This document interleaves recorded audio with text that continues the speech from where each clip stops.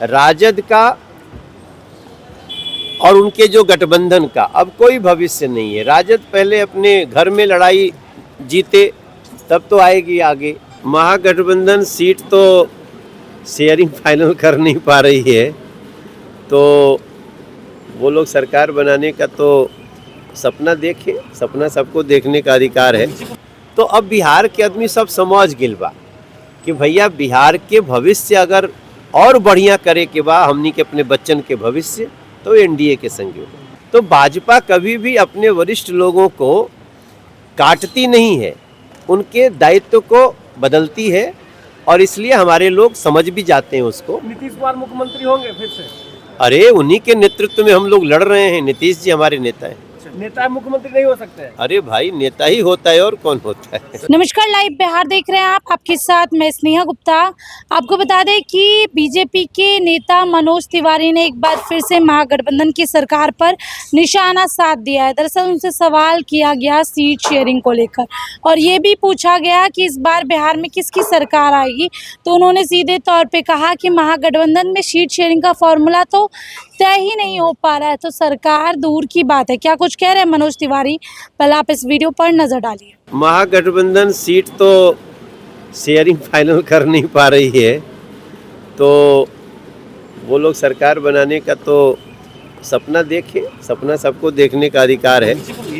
लेकिन बिहार अब एक नए उड़ान को तैयार है। अब तक जहाँ पे आ गया है उससे बिहार को आगे जाना है। जिस हम एयरपोर्ट के पास खड़े हैं, ये जो स्वरूप है ये बिहार का अब ये स्वरूप है। बिहार के सड़कें, बिहार के नदियों पे ब्रिज, बिहार के आईआईएम्स, बिहार के एम्स, बिहार के एयरपोर्ट्स, बिहार के घर घर में सस्ती बिजली, बिहार के खेतों को पानी और व्यापारियों को, नागरिकों को, महिलाओं को सुरक्षा, ये सब कुछ देने वाला एनडीए है। तो अब बिहार के आदमी सब समझ गिल बा कि भैया बिहार के भविष्य अगर और बढ़िया करे के बा हमनी के अपने बच्चन के भविष्य तो एनडीए के संग हो। रामसूरत राज नाराज चल रहे हैं और काफी आप बीजेपी में घमासान देखने के लिए मिल रहा है। टिकट भी है। देखिए ये तो एक नेचुरल प्रोसेस बा कि जेकर टिकट मान ली पार्टी कहलस कि आज तो चुनाव नहीं, दूसरा व्यवस्था में जइब।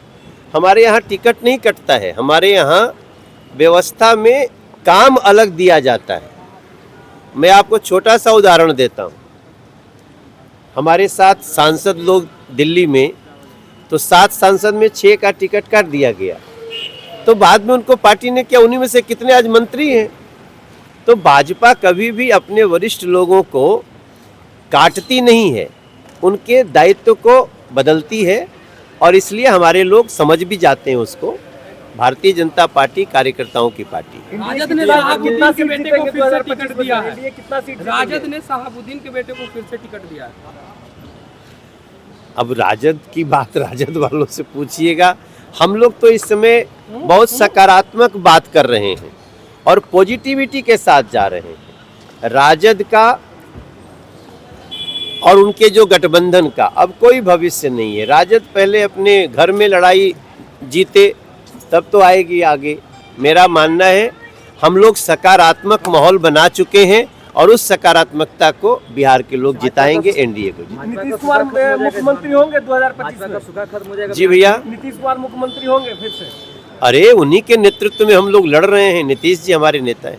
नेता मुख्यमंत्री नहीं हो सकते? अरे भाई नेता ही होता है और कौन होता है। एम्प्लॉयमेंट के लिए। तो सुना आपने क्या कुछ कहा। उन्होंने सीधे तौर पे महागठबंधन की सरकार पर निशाना साध दिया है।